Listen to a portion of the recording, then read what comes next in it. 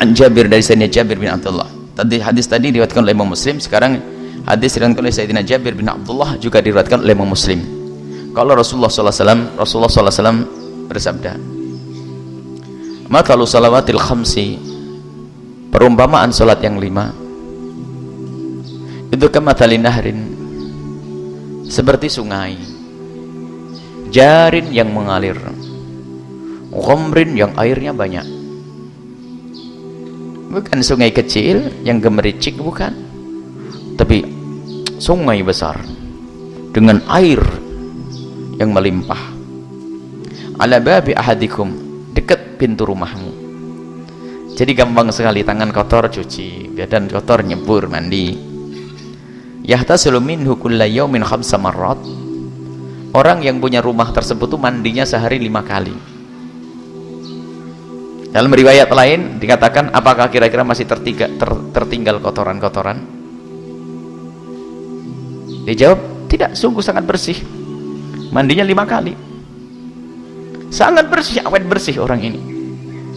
Jadi di kotoran-kotoran ringan ini akan hilang. Begitu juga bahwasanya seorang yang beriman ini dengan melakukan sholat 5 waktu, lah ini loh kita harus khusnudzon kepada Allah. Ternyata dengan sholat 5 waktu yang kita khusyui, kita benar-benar tekuni, itu menjadi rontoknya dosa-dosa kecil yang pernah kita lakukan. Dan ingat, dosa kecil di sini adalah harus kita pahami, bukan orang diajari mengentengkan dosa. Dosa kecil yang kita entengin jadi gede karena kita kurang ajar kepada Allah. Maksudnya dosa kecil yang kita yakini itu dosa dan kita menyesal, maka itu semua akan hilang. Misalnya melihat sepintas di pinggir jalan, itu memang dikatakan sebagai dosa kecil. Tapi kapan dosa itu akan menjadi kecil bener? Kalau memang kita tidak senang, dia katakan haram, astagfirullahaladzim, kelihatan lagi kan. Maka bagaimana bisa menghapus ini semua? Yang menghapus adalah diantaranya dengan kita melakukan sholat 5 waktu. Tapi kalau sudah menteleng terus begini, langbil ngentengin, oh cuman kecil aja, jadi gede karena kurang ajar kepada Allah Subhanahu Wa Taala. Oh begini aja nggak apa, masya Allah. Menjadi haram, menjadi gede dosa tersebut karena apa? Kita telah kurang ajar kepada Allah Subhanahu Wa Taala.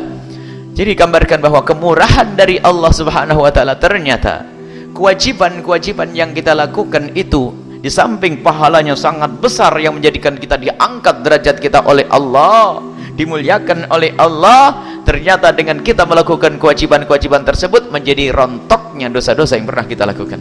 Allah kemudahan. Maka sungguh rugi dan rugi kalau orang tidak kenal Allah lalu meninggalkan sholat.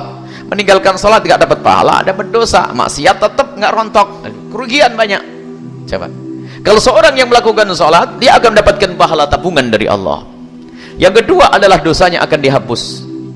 Dosa-dosa kecil yang ia lakukan, dia akan dihapus oleh Allah Subhanahu Wa Taala. Enaknya orang sholat. Yang tidak sholat, lihat, sudah meninggalkan sholat, dosa, kemudian tidak mendapatkan pahala. Yang ketiga, dosa-dosa yang pernah kita lakukan pun tetap nempel, naudzubillah, dan dia semakin hari semakin kotor dengan dosa-dosa yang ia lakukan.